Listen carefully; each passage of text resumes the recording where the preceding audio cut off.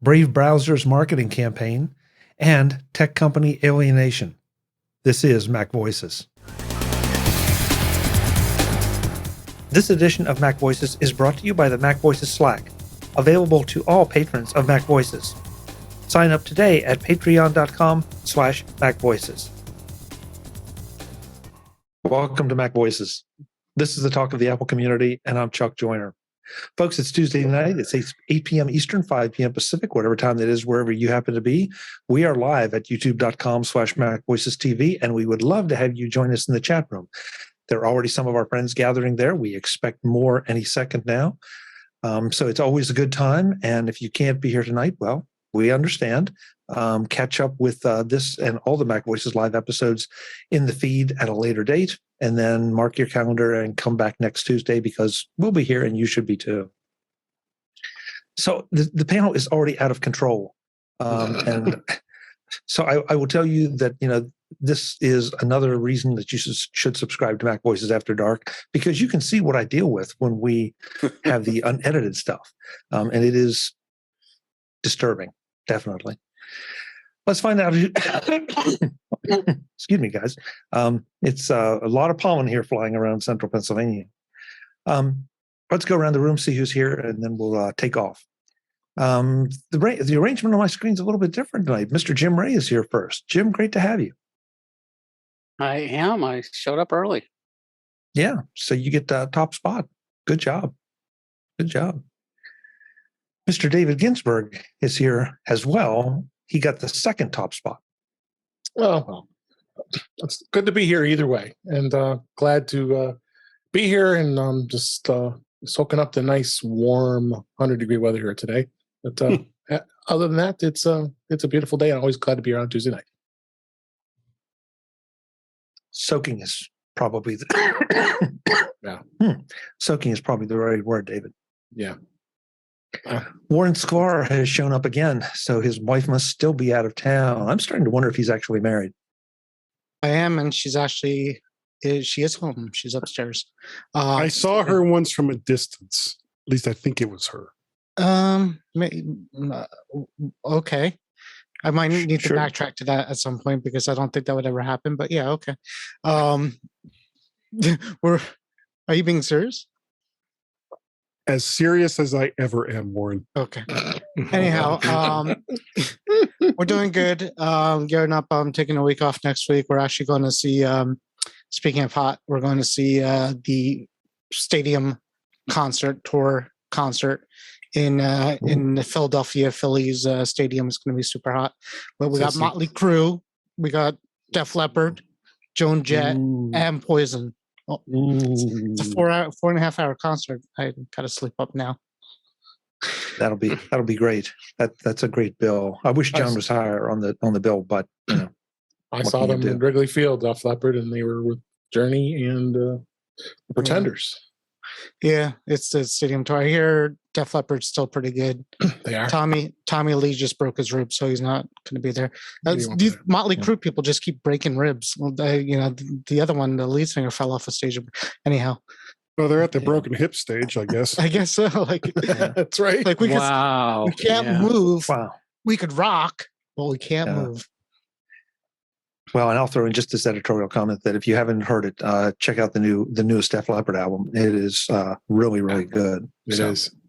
I'm excited for it. Jeff Gamet is here as well. Jeff, good to have you as always. I think. Chuck, it's always a high point of my week to get to hang out with you. It's always I'm always shocked at what you all come up with, especially pre-show and post-show. I don't know what you're talking about. It's a mystery. I'll leave it there. Mr. Guy Serle. Hello. Joined us. Guy, I wanted to ask you, when you thought you saw Warren's wife, could that have been a stand-in that he hired? It very well could have been. It could have been a ruse. But it's not political. Okay, good. Guy sold me he sold me a webcam once and a microphone. I'm wondering if he disabled. Did I really? Did you? Yeah. I don't know about the microphone, but It's or real fast. It's like the time I sold him a MacBook Air, and I could see exactly where he was because I didn't turn off Find My Phone. Remember that? And you couldn't use it. Anyhow, Just bought an M1 MacBook Pro, 16-inch. What? good. Nice. Wait a minute. Really? Yeah. it's good. Enjoy. I was going to get actually, you know what? This isn't the time to talk about this. This is Chuck's show. No, that's okay. But you said MacBook Pro though, so you went with the M. Yes. You did not go with the M2. No, it's an M1 Pro. B&H, sorry. Let's scratch any names of companies. They had $200 off of a 16 gig, 1 terabyte M1 Pro MacBook Pro. Exact machine I have. I got And it was they're going on sale now. yeah, so. $2,400.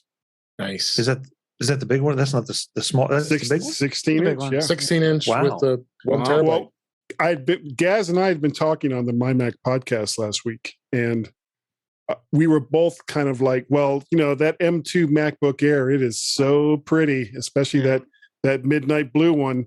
And I kind of priced it out how much it would cost me to get it. And right around that same time, earlier today, my son Peter came in and was saying, yeah, his girlfriend was to talk to me about getting a new laptop. And I happened to be looking at the company's page where they were selling this M1 Pro 16-inch MacBook Pro. And it was like, okay, kill two birds with one stone, buy the MacBook Pro, give the MacBook Air to my son's girlfriend. So all done. Perfect. And it's going to come tomorrow. Tomorrow. BHS in stock. And being no tax, at least in my state. I don't know about yours. No, you got No, Virginia has tax. Yeah, it's like 120 You got to bucks pay something. tax everywhere now. That's Yeah. Is that gone? long gone. Because That, we're doing that's that. long gone. Up until last year, I thought. Yeah. been So it's a number fine. of years. You know, I surely would have been very, very happy with an M2 MacBook Air. But I think I will be just as delighted, especially when I go to the MacStock Conference and Expo, which will be on July 23rd and 24th of next month, because that's July. That is. So a month away. and I'll have this beautiful MacBook Pro, but I won't be able to use it It's heavy. because I'll be running cameras. So It's I'm heavy. not sure what's going to happen with me next month. I'm very confused, Chuck. Don't call me Shirley. God, we never know what's going to happen with you, so that's I not know. exactly something new. He's going to bring at least 15 mics with him. You know that. No. Oh, sure. One Two. suitcase dedicated to A cables. suitcase. Two. Just mics. I'm bringing 2 Rode NT Mini USB mics, no audio interface, and just a couple of mic stands. And his And that's Rodecaster Pro 2. Nope, I'm not going to buy it now, or at least not for a while. I just bought the MacBook Pro. I can't afford it. But he will have one of those U-Haul trailers with all Yeah. his cables dragging Yeah. behind in the car. No. Yeah. 2 USB-C to USB cables. That's all I need. He's That's fine. it. Okay, good. Hey, This Mark will be Fuccio like is a here as minimum. well. Yeah, we got to get Mark here. Yeah. Mark is here. And Mark, I don't know what Hearst Castle is. Can you enlighten us?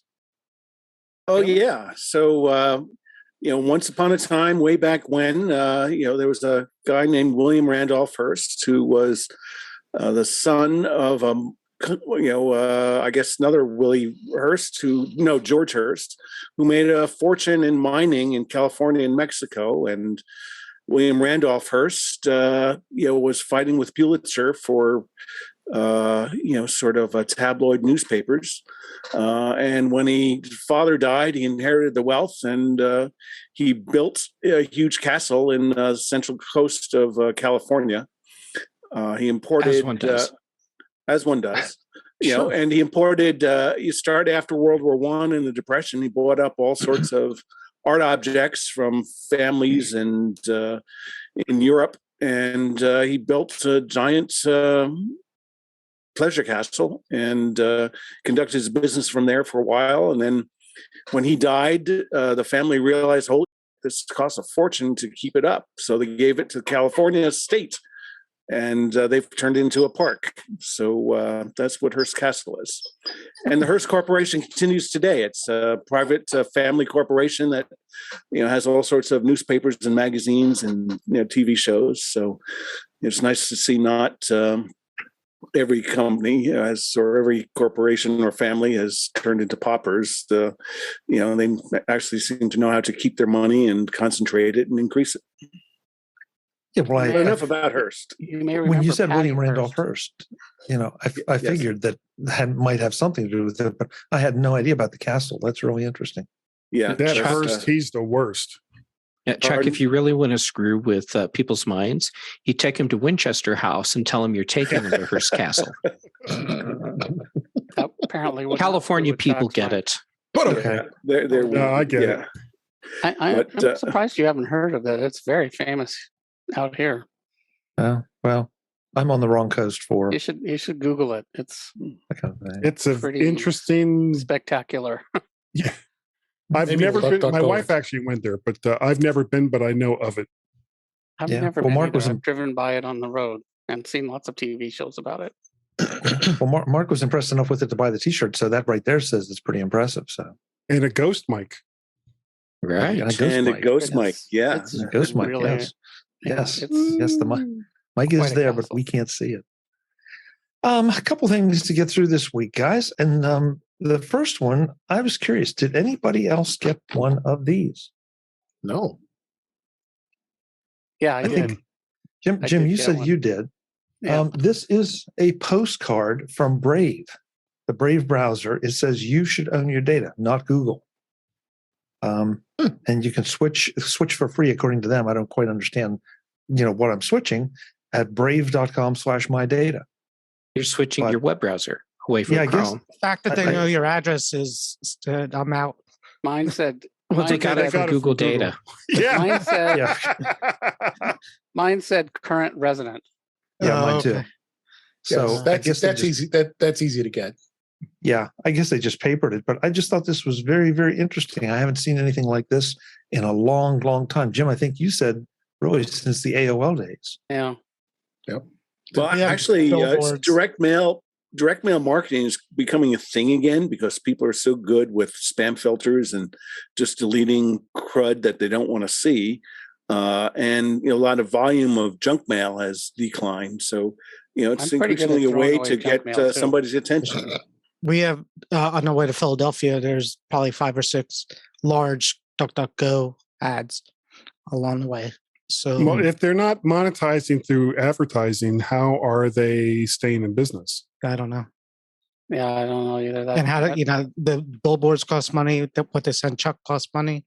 What are they doing to make money? A Well, I- lot of these companies, they have the public facing product, and then they have a service that they offer that's like an enterprise level or corporate level thing that that doesn't rely on needing public awareness.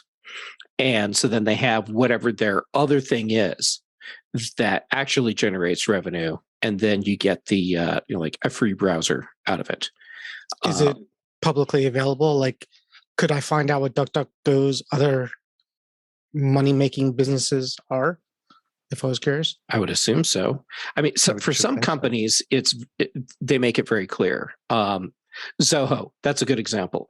Zoho makes a free invoicing tool, and I mean it's like a really, really good product, and it's just free. That's it. Anyone can go use it.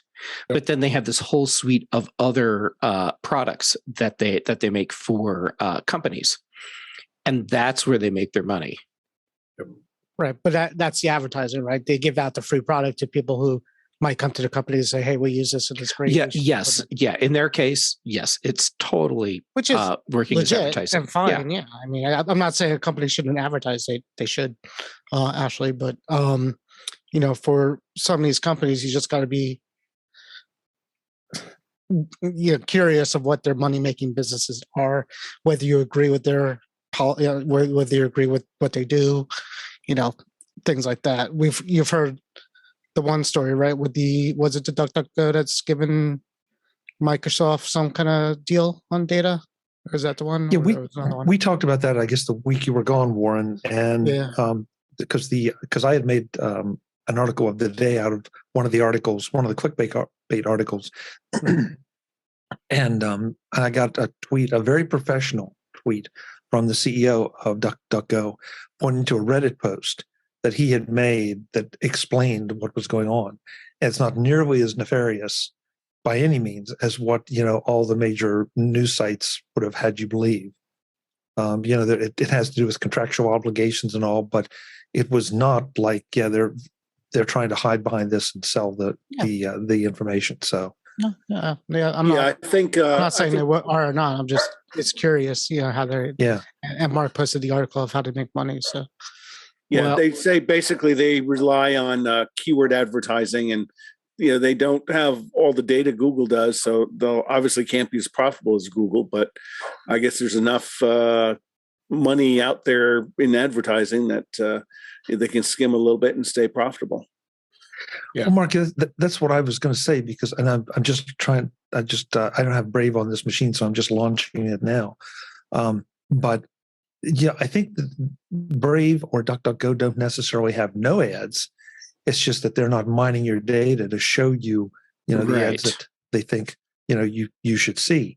They just have, it's almost like a bulletin board driving down the. It's keyword based. Is it keyword? Okay. Yep. Mm-hmm. And that's direct from DuckDuckGo, that piece of information. They also do affiliate. So if you're buying, or they have Amazon and eBay affiliate codes, so they're making some money from that. Right. So if you searched for underpants, for example, Jeff, you get all sorts of ads that you just completely ignore. You would just get pictures of Jeff. You wouldn't even get the ads for the underpants. Right. Yeah, I just launched Brave. I did a search for. Okay, so Brave makes their money through banner advertising. Okay, there you go. But not targeted, keyword based. So if I'm on Brave and I type in Guy Serle, I might get I literally might get a microphone ad because it might parse his stories or his post, maybe, of what he posts, like on mymac.com, things like that. I don't know. If you've heard of crap, I just saw it, Brave Rewards. Yeah. That's part of their banner advertising scheme for revenue generating. That's what Microsoft has it too for Bing. They're huge on Bing rewards, everything. Yeah, and Jeff, I might be a little careful with the word scheme because look. Well, okay, so I'm using it in the literal dictionary definition, not in the emotional twisting of the mustache. Right. Yeah. There's business schemes, and that's when you put a word in front of scheme, it's when it could get dicey. Right. I mean, it just these browsers, and it's interesting because in my mind they're just putting themselves right in the gun sights of anybody that thinks that they can find any place, just like what happened with DuckDuckGo. They find anything that looks just that much out of line and they splash it all over the place to get the clicks for their site. And, then it's a detriment to DuckDuckGo or Brave or anybody else that, values privacy and advertises privacy. So people are skeptical and people are paranoid and people don't understand, as probably me, how these companies are just giving their product away and not, and why, they start asking the questions. And that's why reporters love these kind of stories, is because they love telling the people that, hey, your intuition might have been right because blah, blah, blah, blah, blah. And that's how they get the clicks. Yeah. And again, I have no problem with them publicizing if they do enough research and report it accurately.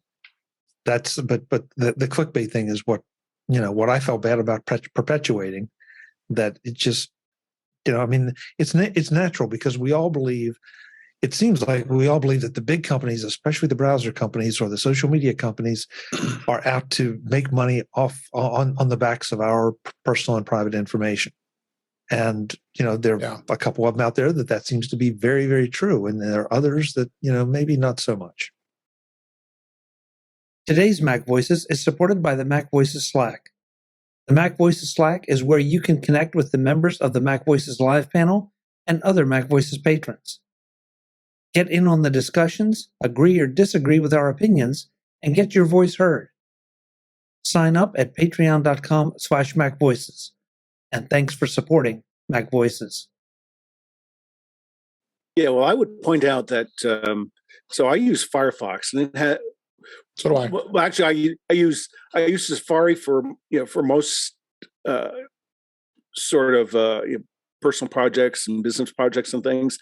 But if I need to go and surf, the wily web, I use Firefox because I've got a variety of plugins that download, that prevent downloading of foreign JavaScript files, which are immense. Some media sites, and I'm thinking of CNN. Their pages are just obese with the amount of crap that they download, and just by not downloading it, just speeds up your browser time and performance. And then also, there's another browser where you can stop it from executing JavaScript unless you explicitly give it privileges to do so. So that between the two, you get a faster experience, and you avoid a lot of the really intrusive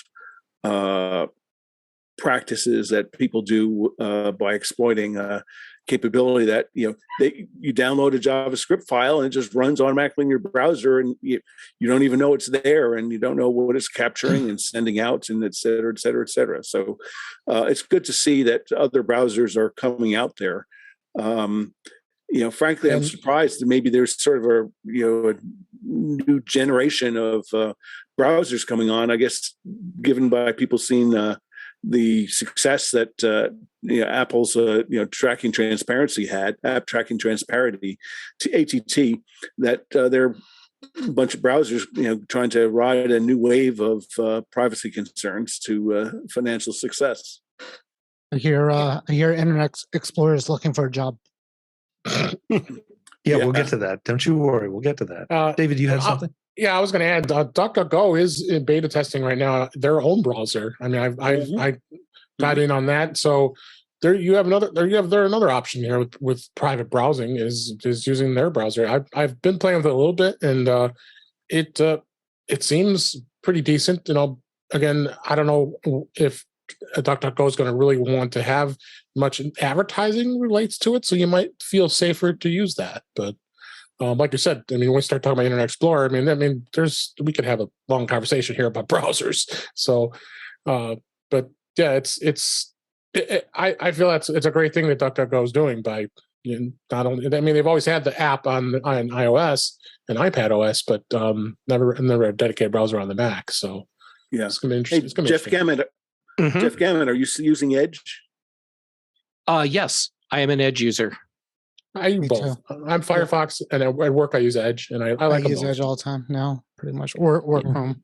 But real fast, the point I'm going to make, and I've made it to I think Guy a few times too. But you can use Safari in a manner that's more unsafe than Google Chrome. Google Chrome has all the same kind of technology in there that Edge and Firefox and even Safari has in their security page. If you go in there, you could do exactly the same thing, and you could use Safari and not have that stuff turned on, and be more exposed in Safari. The browsers have come pretty much to all the same point where they could all do it. I think Safari does it more by default than the others, and that's good. But certainly other browsers could be locked down just as much as pretty much they're all the same at this point. I don't think there's any browser out there. Apple gets a little bit more into the game now with what they're starting with the biometrics. They do a lot more with that when you log into Safari, things like that. And also, there's exciting stuff coming with that we'll talk about, I'm sure, which is going to be the passwordless kind of things, and the automatic I'm not a robot thing, which is really cool too. So they're working on it. You're not a robot. Guy is not a robot. I am not a robot. He's a lightning connector, but he's not a robot. It's not a I'm sorry, Dave, I can't do that. That's right. but we've had part of this discussion, I think, in relation to a lot of things. But Yeah. using all the ad blockers and everything, I absolutely agree, because I use some on occasion. But then you have the issue of, well, if they can't make money off the ads because you're blocking them, then what's going to happen to the site? And Paywall, or it goes away. Right, and that's the challenge. The trouble is that so many of the sites and perpetrators of the ad blocks and ad services take it too darn far. It's a balance. You like you want to be on the sites that don't inundate you with the ads, but the ones that inundate you with the ads are the ones that you don't want to be on, and that's when it gets a problem. And I don't want to call out any sites, but boy, there's some out there that that have some really good content, but it's just like they pop up this and they pop up that and they pop up the other. Yeah, And basically a lot of them are like you get like one paragraph in, and then there's a pop up saying, "Well, you can't go any farther unless you agree to have all of our long lasting cookies follow you along to see everything you do." And as soon as I see that, I'm like, okay, I'm done with you. I don't. That's why I don't go. I don't go to Business Insider anymore, because that's the kind of BS that they start. Some of them say disable your ad blocker to continue, and I'm like, I don't. I'll find those. If I'm on a site and it says You disable can your find ad it blocker, somewhere else. I'll find it somewhere else at that point. I mean, I feel bad, like Chuck is saying, because that's how they make the money, and they're asking nicely, but it's not that important to me to go into my browser settings and do that when I'm trying to just read something. Yeah, I don't mind seeing ads. What I mind is when you make the ads so much of an issue, like an obstacle to get to the content. That like Guy was saying, well, let us have our cookies so that we can continue to track you. Or you get so many pop-ups that you have a window this big, but a space like that where there's the actual content and you're trying to click things away, and then a pop-up comes in front of it. Hey, subscribe to our newsletter. And if I have to work that hard to read your content, I'm not going to read your content. Yeah, the hardest, the thing that has really pissed me off lately is when they basically it'll be a story about the royal family, and they'll include certain pictures that aren't quite the royal family, but kind of look like it's related to the story to try to get you to click it, and then it goes off onto another site, and it's God, that it's infuriating. It's deceptive, and if you have to go to those links to make $1, well, then you need to be in some other business. That's why I like Apple News. That's just nonsense. That's why I'm using Apple News for the most part. I have started using that a lot more. I found more than once that I'm in Apple News and I open up an article and it's behind a paywall. So I don't know if they're just letting them slip through or what's happening. Oh, that happens all the time. Oh, all the time. I mean, not on Apple News Plus. That's the whole thing. It's not supposed well, to. Yes, it depends I on have Apple News Yeah, Plus. because Washington Post, isn't going to be not a paywall. Washington Post, Wall Street Journal. Wall Street Journal is open on Apple News Plus, but you don't get as much of the benefits. For me, it doesn't happen because I'm subscribed to all those different feeds, and even in the major news stories, if I open something, they're never, very rarely behind a paywall. After I'm saying that it stops you on the Apple News app, right? And through the news app, yes. Yeah, and you'll see there's a little tag which is easy to miss: subscription. So, and then if you click on it because you don't notice that, then it'll be like, this requires a subscription. So, I think it's kind of like, why don't they have a setting that's, I don't want to see it. If I can't see it, then don't even list it. Yeah. But I guess it's, Well, again, Apple's incentive here is mixed, right? Because they ultimately want people to upgrade to Apple News Plus. So, but I do have Apple News Plus.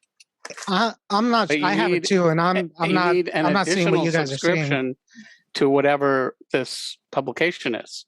I think you got to check a setting because I have News Plus and I've only seen I've been using it since it's come out maybe once or twice. I get stopped with the article, but not very often. I thought that was the whole point of Plus, that You wouldn't everything's see opened those up. things. I've had it for a couple of years, and I see a significant amount of stories that require a subscription all the time. Yeah. And again, you can't give the content away for free at their level. And so, I want them to make money. I mean, this crosses over into one of my favorite things, and that is, Apple TV Plus. That Apple TV Plus, could they be charging more for the content now as they've ramped up and become more popular? Yeah, but they're keeping it at a very affordable price so that, you almost can justify not canceling. How's that? That, okay, if something I'm interested in right now is not on, I'm not going to cancel it yet because, I'm waiting. There'll be something new coming down the road. And it seems like there's always something interesting coming down the road. So, Netflix, I mean, some of the streaming services have ramped the prices up, trying to maintain their profitability instead of fighting it in a different fashion. Yeah, we're looking at you, Netflix. Well, yeah, Netflix and did Disney raise their prices? Do I have that right? Yeah. Didn't they? No, but Netflix did. They started dumping shows that they were producing, and then increased the rates, and have surprisingly pissed off a lot of their customer base by doing that. And a lot of people cancel. That's a surprise. I know. I mean, no one could have seen that coming. Our discussion of tech companies alienating their customers with what seem to be obvious mistakes continues in the next edition of Mac Voices, and Netflix ends up on the firing line. That's next time on Mac Voices. I hope you'll join us. Until then, and as always, I'm Chuck Joyner. Thanks for watching. Visit MacVoices.com for show notes and to connect with Chuck on social media. Get involved in our Facebook group or like our Facebook page, and get more out of your Apple tech with Mac Voices magazine, free on Flipboard and on the web. And if you find value in it all, consider supporting us through either our Patreon campaign at patreon.com/MacVoices or by making a one-time donation via the PayPal link on our front page and in the show notes of each episode. You will join these fine people who help bring you Mac Voices.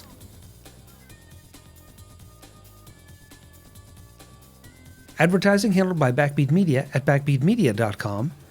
Bandwidth provided by CashFly at cashfly.com.